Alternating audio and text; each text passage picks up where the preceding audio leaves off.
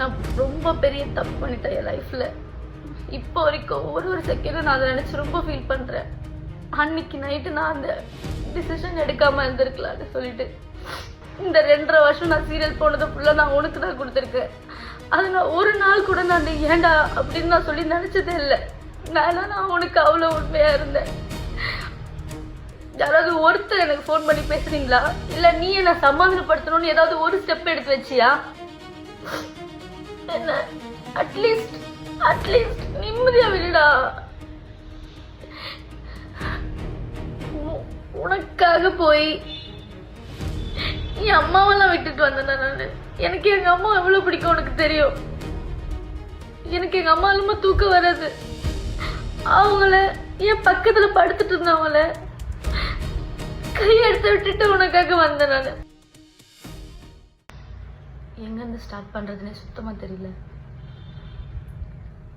ஃபுல்லா அவ்வளோ கோவம், அவ்வளோ வலிக்குது, பைத்தியம் பிடிச்ச மாதிரி இருக்கு.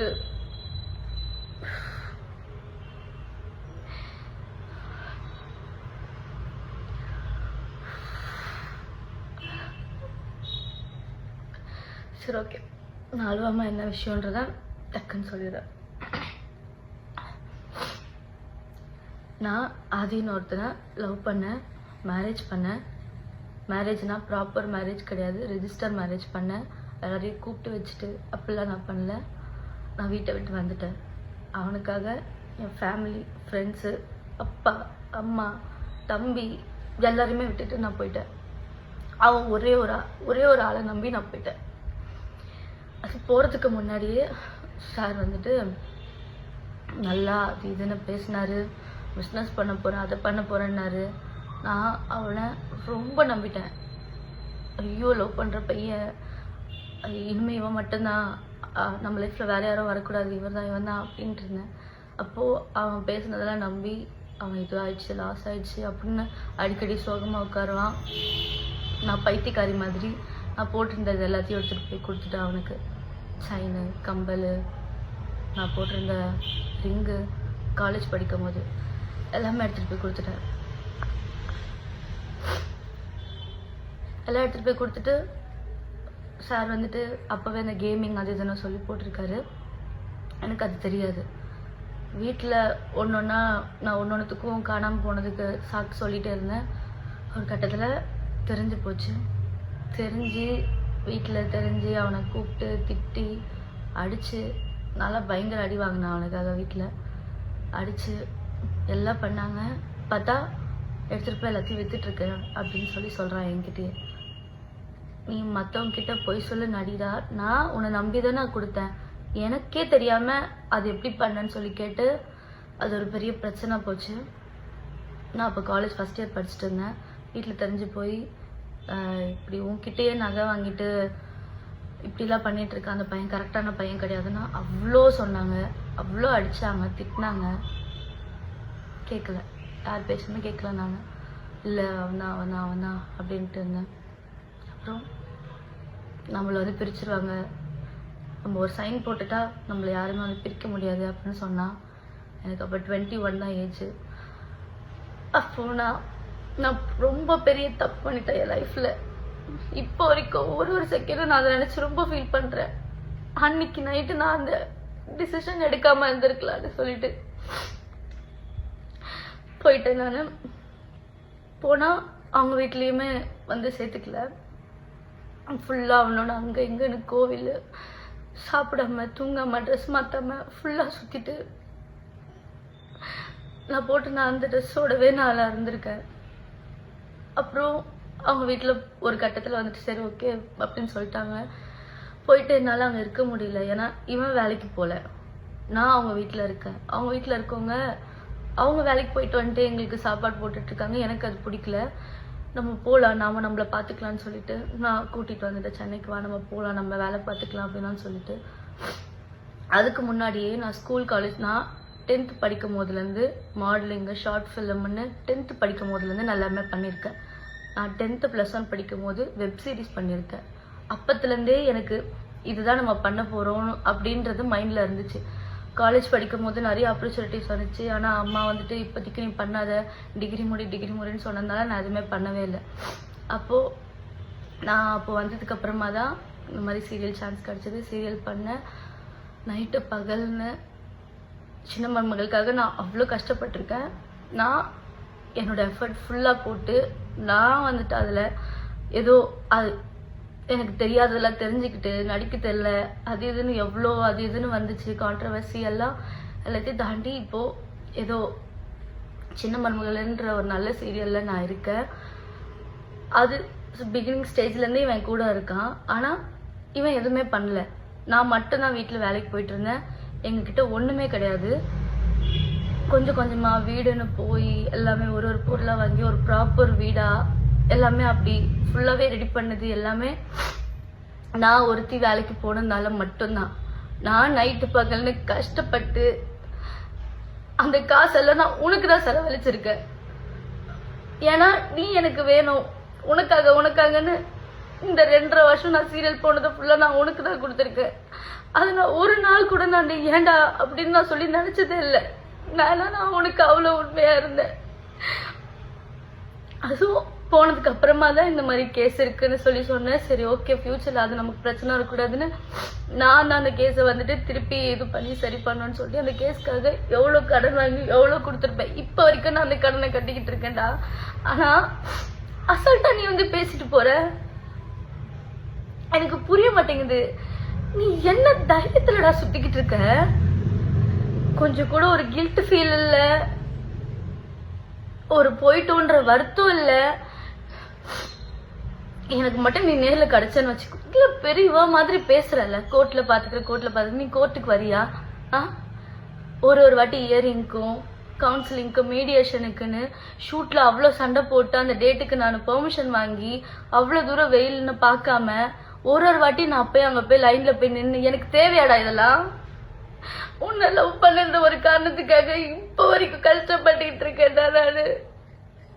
எனக்கு சுத்தமா நிம்மதி நோலை கிடையவே மாட்டேங்குதா.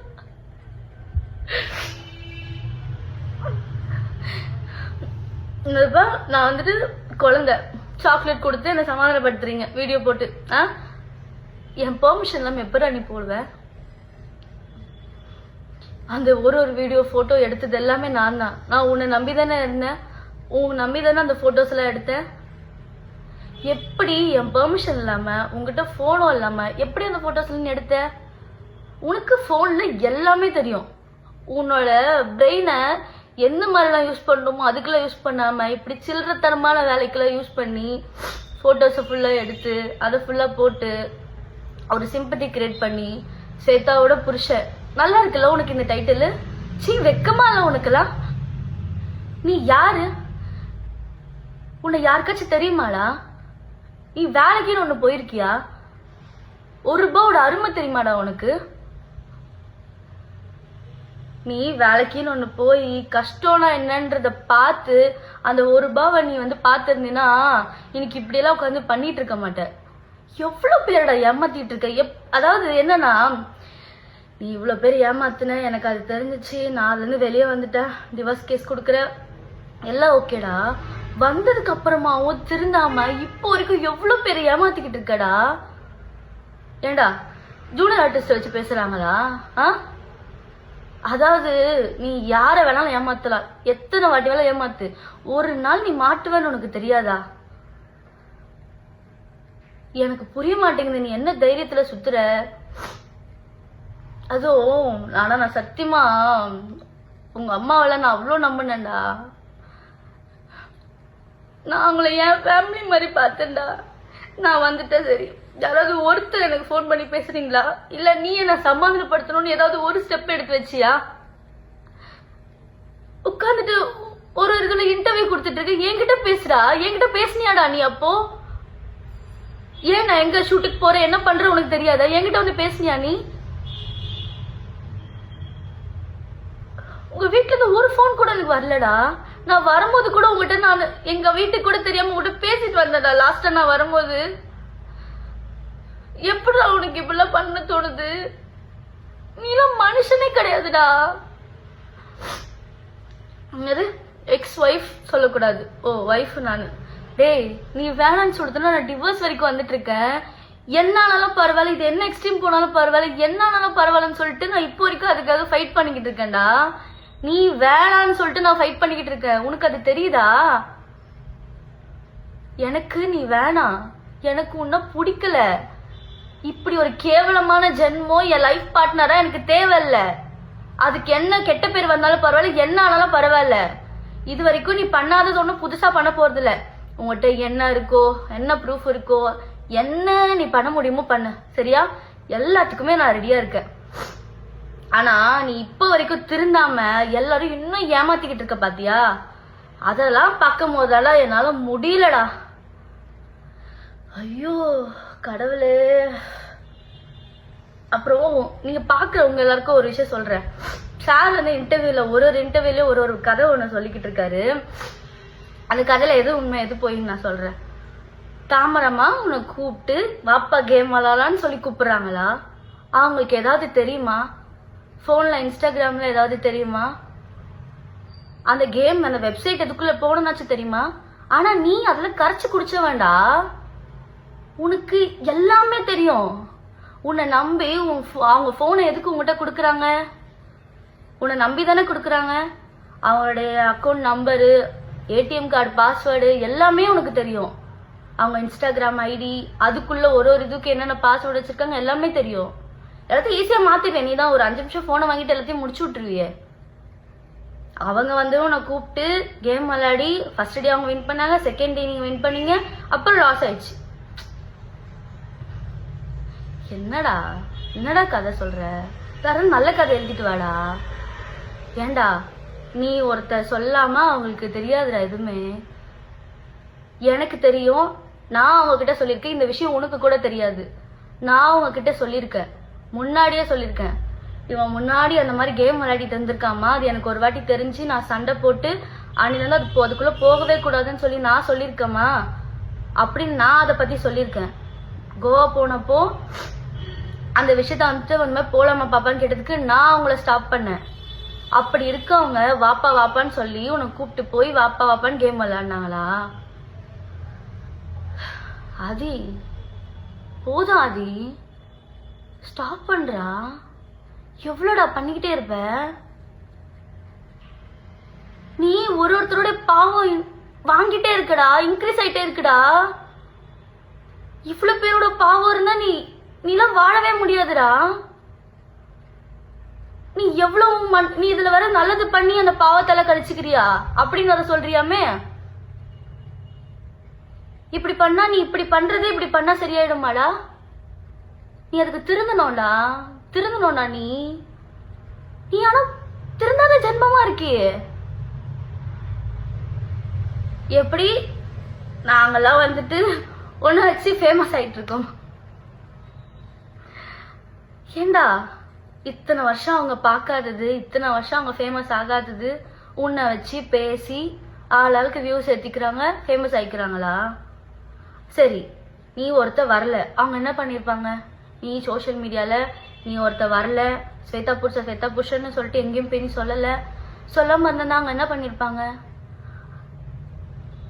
நீ ஒரு ஆளுன்னு உன்னை வச்சு எல்லாரும் சம்பாரிச்சிட்டு இருக்காங்களாடா? ஹரி சிரிப்பு வராம காமெடி பண்ண, ஓகேவா?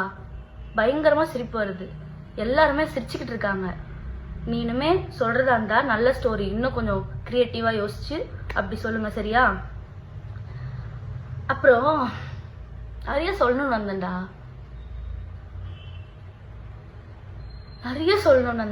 மறந்துட்டேன்டா. எனக்கு ஒரு பக்கம் கோவமா வருது, என்ன பண்றதுன்னு தெரியலடா. நீ பைத்தியக்காரன் ஆக்கிக்கிட்டு இருக்கடா. ஆனா நீ ஊர்ல இருக்கவங்க எல்லாம் ஏமாத்தல, அவங்க எல்லாம் ஃபேக்கு. மொத்த உலகமே உன்னை வந்துட்டு உன் மேல வந்துட்டு பொய்யான ஒரு விஷயம் சொல்லுது. இதெல்லாம் சரிடா. நான் உன்னை நம்பினல, உனக்காக தானடா நான் இருந்தேன். ஒருத்தருக்காக மட்டும்தான்டா நான் இருந்தேன். என்னையும் ஏமாத்திட்டு தான்டா இருந்திருக்கேன். உன்னால ஒரு பொண்ணு செத்து போயிருக்காடா, அதுவும் ஃபேக்கு. நீ அவங்களுக்கு நிதி வாங்கி தர அந்த ஃபேமிலிக்கு. அந்த பொண்ணுகிட்ட என்னடா பேசுன? அந்த பொண்ணு என்னன்றா சொல்லி பிளாக்மெயில் பண்ண? அந்த பொண்ணு சூசைட் பண்ணிருக்காடா வீடியோ எடுத்து வச்சு. எப்படிடா உன்னால அதை பத்திலாம் யோசிக்காம ஜாலியா இருக்க முடியுது? சத்தியமா நீலாம் மனுஷனே கிடையாதுடா. ஆனா உன்னை வந்துட்டு லவ் பண்ணதுக்கு, உனக்காக நான் இவ்வளோ விஷயம் பண்ணதுக்கு நீ எனக்கு ரிட்டர்ன் பண்ற பத்தியா ஒரு விஷயத்த? என்னால முடியல.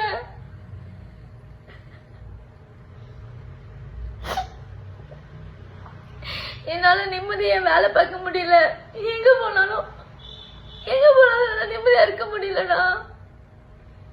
என்ன ஃபாலோ பண்றியா, போனை ஹேக் பண்றியா, யார் யாருக்கும் என் கான்டாக்ட்ல இருக்கவங்களாம் மெசேஜ் அனுப்புறியா? ஏய் அப்படி என்னடா நீ இவ்ளோ பண்ணிட்டு நான் உன் கூட இருப்பேன்னு எப்படா நீ நம்புற?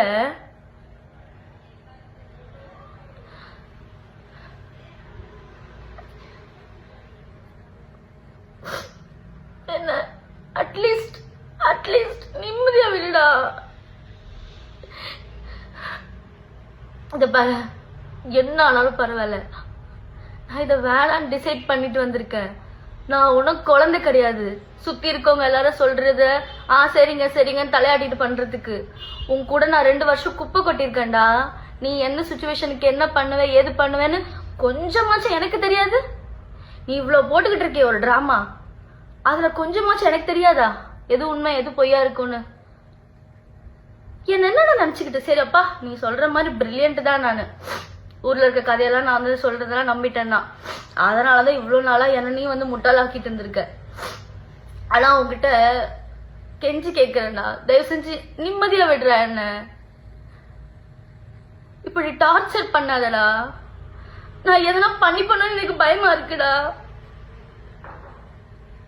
நீ ஒரு மாதிரி என்ன பண்ற தெரியுமா? சைக்கோ மாதிரி பண்ற நீ. சிரிச்சுக்கிட்டே ஒரு சைக்கோ பண்ணுவான் தெரியுமா பண்ண வேண்டிய விஷயத்துல, அந்த மாதிரி பண்றடா.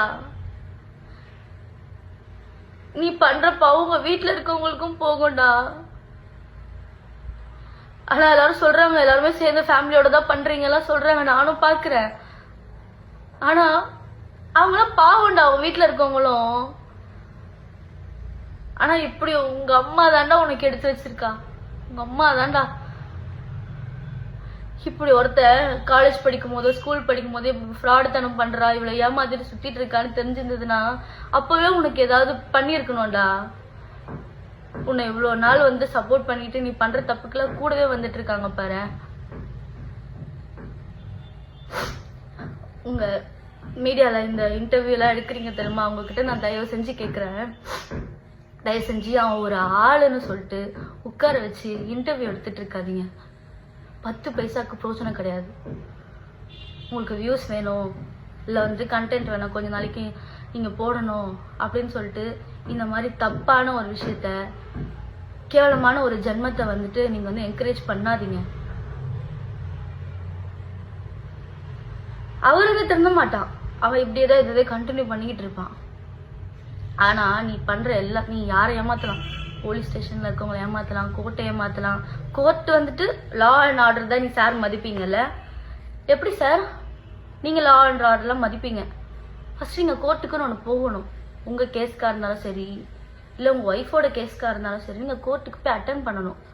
ஏதோ ஒரு ஊர்ல போய் மறைஞ்சு போய் உட்காந்துக்கிட்டு நம்பரை மாத்திட்டு ஒய்ஃபைல உட்காந்து பேசிட்டு இருக்க கூடாது, சரியா? ஃபர்ஸ்ட் நீங்க எல்லாத்தையும் ஃபேஸ் பண்ணுறதுக்கு ரெடியா இருந்தீங்கன்னா ஃபேஸ் பண்ணணும். உட்காந்து இந்த மாதிரி இன்டர்வியூல உட்காந்து ஃபேஸ் பண்ணிட்டு இருக்க கூடாது, நேர்ல வந்து ஃபேஸ் பண்ணணும், புரியுதா? சி எனக்கு அசிங்கமா இருக்குடா. உன்னதான் இவ்வளவு நாளா நான் லவ் பண்ணிட்டு இருந்தேன் நான் நினைக்கும் போது.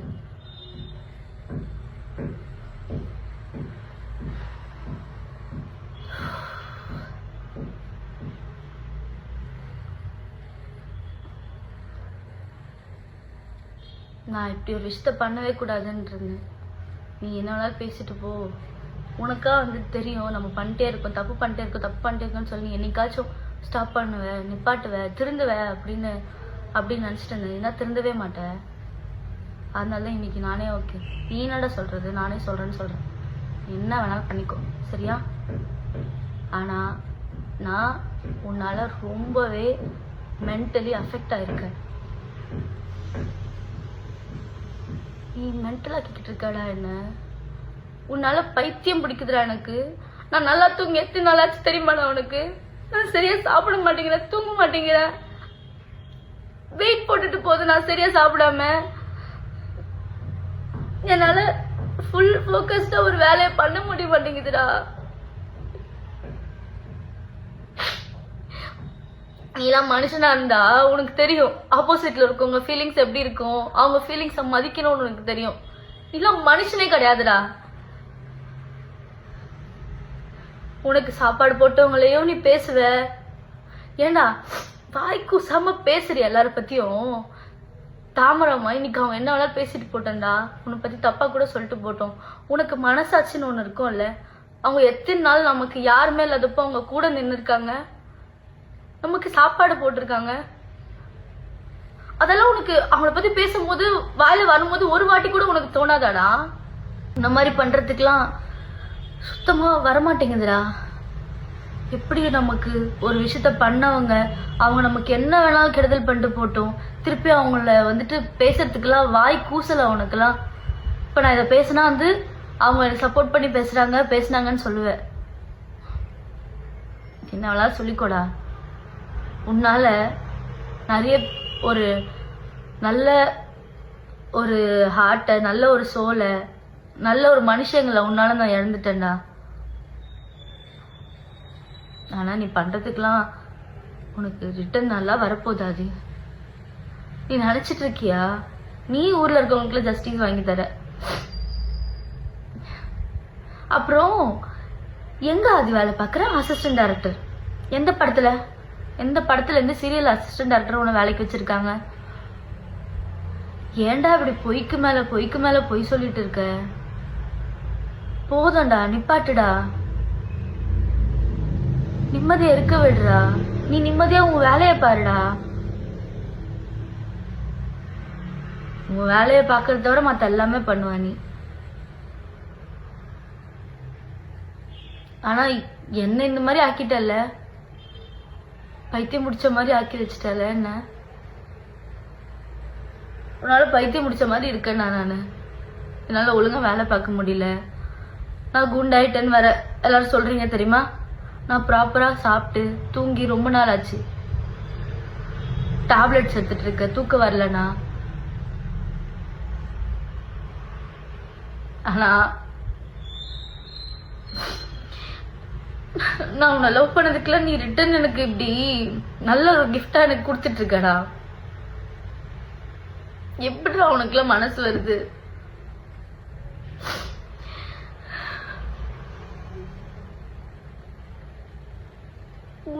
உனக்காக போய் என் அம்மாவெல்லாம் விட்டுட்டு வந்தேன் நானு. எனக்கு எங்க அம்மா எவ்வளவு பிடிக்கும் உனக்கு தெரியும். எனக்கு எங்க அம்மா இல்லாம தூக்கம் வராது. அவங்கள என் பக்கத்துல படுத்துட்டு இருந்தவங்கள கையெடுத்து விட்டுட்டு உனக்காக வந்தேன் நானு. நான் படிக்கல, என் டிகிரியை கண்டினியூ பண்ணல, டிஸ்கண்டினியூ பண்ணிட்டு வந்துட்டேன், எல்லாமே விட்டுட்டேன்டா. இப்போ என் டிகிரி நான் படிக்க போறேன். நான் எக்ஸாமுக்கு அப்ளை பண்ணியிருக்கேன். எல்லாத்தையும் திருப்பி நான் ஃபர்ஸ்ட்ல இருந்து ஸ்டார்ட் பண்ணிட்டு இருக்கேன். இந்த 2 வருஷம் வேஸ்ட் பண்ணதெல்லாம் திருப்பி நான் எடுக்கிறோன்னு ட்ரை பண்ணிட்டு இருக்கேன். என்ன நிம்மதியா விடுடா. நீ வேணான்னு சொல்லி நான் ஃபைட் பண்ணிட்டு இருக்கேன் ஆதி. நான் திரும்பி வரமாட்டேன். நீ வேணான்னு நான் ஃபைட் பண்ணிக்கிட்டு இருக்கேன். நான் ஒன்றும் உன் ஒய்ஃப் கிடையாது. அது கோர்ட் டிசைட் பண்ணட்டும். கோர்ட் ஒன்று வற்புறுத்தி என்னை வந்து உன் கூட வாழ வைக்க போகிறது கிடையாது. நீ வேணான்றதுக்கு நான் எங்கே போய் என்ன ஃபைட் பண்ண வேணாலும் பண்ணுவேன். நீ எனக்கு வேணாம். சும்மா ஒய்ஃப்னு பேசிட்டு தெரியாத. சி இப்படி வாய் குசாம உனக்கு ஏன் மனுஷனே கிடையாதுடா. எனக்கு உன்னை பத்தி திட்டுறதுக்கு அந்த ஒரு வார்த்தை தானே வாயில வருது. இல்ல மனுஷ ஜென்மமே கிடையாதுடா. நீ பண்ற தப்புக்கெல்லாம் ப்ரூஃப் இல்லைன்னு ஜாலியா சுத்திட்டு இருக்கியா ஆதி? கடவுள் எல்லாத்தையும் பார்த்துட்டு இருக்காருல ஆதி. அவரு யார் யாருக்கு எதாவது எப்பப்ப கொடுக்கணுமோ அதை தான் அப்பப்ப கொடுக்கதான் போறாரு. நீ பார்க்கதான் போற பாரு. நீ யார வேணாலும் ஏமாத்தல, அவர் ஏமாத்த முடியாதுல்ல. தயவு செஞ்சு எல்லாத்தையும் கெஞ்சி கேட்குறேன். இந்த மாதிரி தப்பான ஒரு விஷயத்த, இந்த மாதிரி தப்பான ஒரு ஆளை என்கரேஜ் பண்ணாதீங்க. உட்கார வச்சு அவனை வந்துட்டு இன்டர்வியூ எடுத்துட்டு இருக்காதீங்க.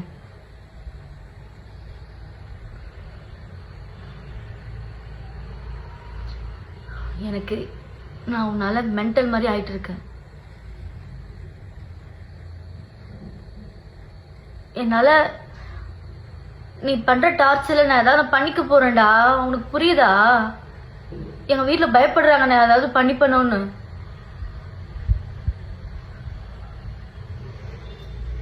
அட்லீஸ்ட் என்ன நிம்மதியா விடு. திருப்பி இப்படி ஃப்ராட் தனம் பண்ணிட்டு நீ சுத்திட்டு இருக்கே, அதெல்லாம் போதும். அந்த பாவத்தை வாங்கிக்காத. இப்போவும் நான் நல்லபடியா சொல்றேன், தயவு செஞ்சு இதெல்லாத்தையும் நிறுத்து, திருந்து. 300 ப்ரமோஷன் பண்ண, 5 தான் ப்ரமோஷன் காசு என்ன இருக்கு? உனக்கு என்ன தெரியும் அந்த வேலையை பத்தி? காசு வருது, சார் வேலை பார்ப்பாரு. நீ எல்லாருக்கும் சம்பாரிச்சு கொடுத்துட்டு இருக்கல. ஃபர்ஸ்ட் வேலைக்குன்னு ஒன்று போடா. கஷ்டப்பட்டு ஒரு 10 ரூபாய் நீ வாங்கினீன்னா அந்த 10 ரூபாய் எவ்வளோ பெரிய விஷயம்னு உனக்கு தெரியும். எல்லாமே ஈஸியாக கிடச்சிடணும், வந்துட்டு ஸ்மார்ட் ஒர்க் பண்ணுறேன் அப்படின்னு இப்படி ஃப்ராடுத்தனம் பண்ணிட்டு சுற்றிட்டு இருக்காத. இதுக்கப்புறமாவும் நீ இதே தான் கண்டினியூ பண்ண போற. நான் ஒருத்தி சொல்லி இந்த வீடியோ போட்டு ஒன்றும் மாற போகிறது கிடையாது. ஆனால் நான் உன்னால் அஃபெக்ட் ஆகிட்டு இருக்கேன். அதை நான் உங்ககிட்ட சொல்கிறேன். உங்கள் எல்லார்கிட்டையுமே நான் சொல்கிறேன், நான் ரொம்ப அவனால் அஃபெக்ட் ஆகிட்டு இருக்கேன். எனக்கு எதனா ஒன்று ஆச்சுன்னா கண்டிப்பாக அதுக்கு அவன் மட்டும்தான் காரணமாக இருப்பான்.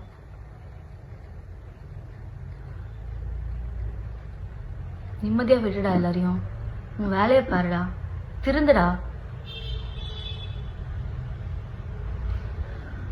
ஃபர்ஸ்ட் ஃபேஸ் பண்ணு எல்லா ப்ராப்ளத்தையும். நேரில் வந்து ஃபேஸ் பண்ணு.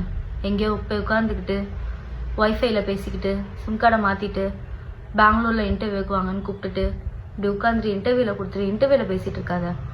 நேரில் ஃபேஸ் பண்ணு.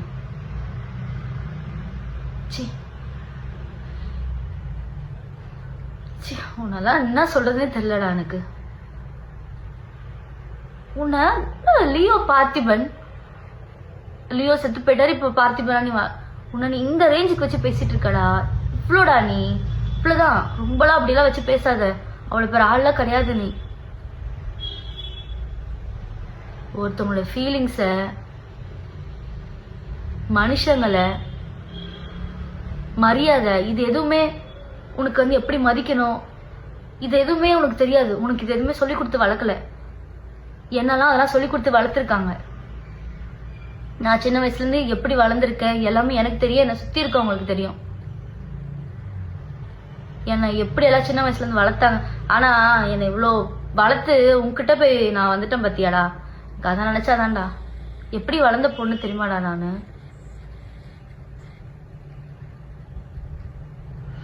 உன் கூட வந்து என் லைஃபையும் நான் ஸ்பாயில் பண்ணிட்டேன்டா. ஆனா நல்ல வேலை நான் இப்பவாச்சும் அந்த டிசிஷன் எடுத்து இது தப்புன்னு தெரிஞ்சு நான் வெளியே வந்திருக்கேன். அது வரைக்கும் நான் சந்தோஷப்படுறேன். நான் ரொம்பவே சந்தோஷப்படுறேன்.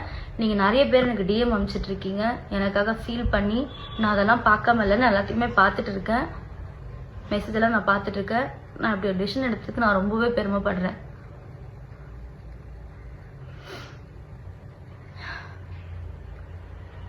போதும் ஆதி, ப்ளீஸ் நிப்பாட்டு, திருந்து.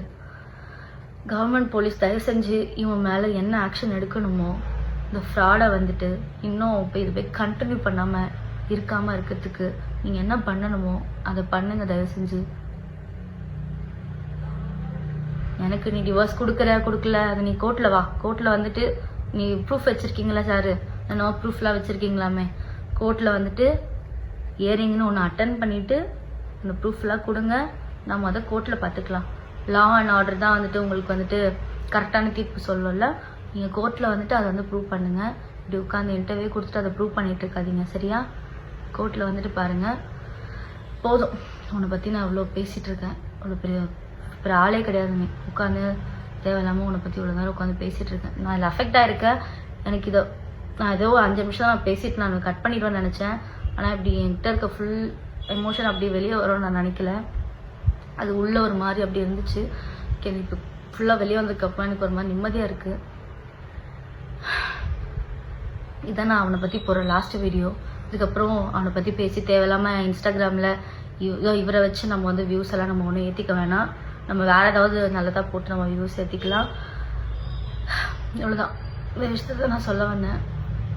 நான் ஓகே ஆகிடுவேன், சீக்கிரமாகவே நான் ஓகே ஆகிடுவேன். நான் இனிமேல் என் வேலையில் என் ஹெல்த்தில் நான் ஃபோக்கஸ் பண்ணணும், என் ஃபேமிலியை நான் பார்க்கணும். நான் அந்த வேலையை பார்க்குறேன். தயவு செஞ்சு இவங்கிட்ட யாரும் ஏமாந்துடாதீங்க. நல்லா பேசி நல்லாவே ஏமாற்றுவார் சார், நல்லாவே பேசுவார். தயவு செஞ்சு யாரும் இவன்கிட்ட பேசி ஏமாறாதீங்க. ஆல்ரெடி அஃபெக்ட் ஆகிருக்கவங்க, நீங்கள் அஃபெக்ட் ஆகிருக்கீங்கன்றது ஒருத்தவங்க மூலியமாக வந்து சொன்னால் மட்டும் பத்தாது. வெளியே வந்து எப்படி அஃபெக்ட் ஆனீங்க ஏதானீங்கன்னு சொன்னால் தான் உங்களுக்காக ஏதாச்சும் பண்ணுவாங்க. தயவுசெய்து அதை வெளியே வந்து பயப்படாமல் சொல்லுங்கள். இவன் ஒன்றும் பெரிய இதாக கிடையாது. வெளியே வந்து சொல்லுங்கள். உங்களுக்கு என்ன கிடைக்கணுமோ, நியாயம் கிடைக்கணுமோ கிடைக்கும். அவன் பண்ணுற பாவம்லாம் அவனுக்கு கண்டிப்பாக ஏதோ ஒரு வகையில் இப்போ இல்லைனாலும் எப்போவாச்சும் அவனுக்கு கிடைக்க தான் போகுது.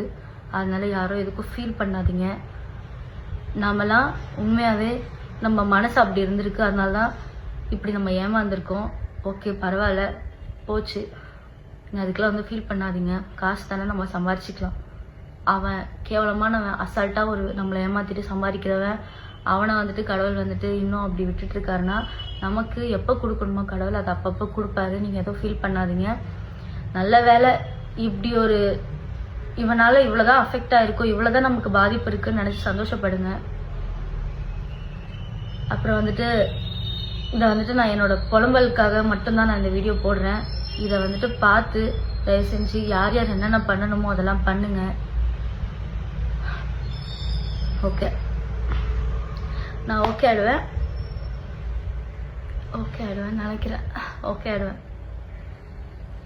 Okay bye. போதும், ரொம்ப பேசிட்டேன்னு நினைக்கிறேன். ஒரு மாதிரி டே பை டே நானும் இன்னைக்கு சரியாயிடும், நாளைக்கு ஓகே ஆயிடுவேன், நான் நாளையிலேருந்து எல்லாமே மாறிடும் அப்படின்னு சொல்லி நான் அதாவது ஒரு கட்டத்தில் அவங்கவுங்களுக்கா தோணும், அவங்கவுங்க திருந்துவாங்க அப்படின்னு நான் நினச்சேன். இது பெர்மனெண்ட்டாக இந்த ஜென்மலாம் இப்படி தான் இருக்கும்னு தெரிஞ்சதுக்கப்புறமா என்னால் பொறுக்க முடியல. அதனால தான் இந்த வீடியோவை நான் வந்து எடுக்கிறேன். Okay bye.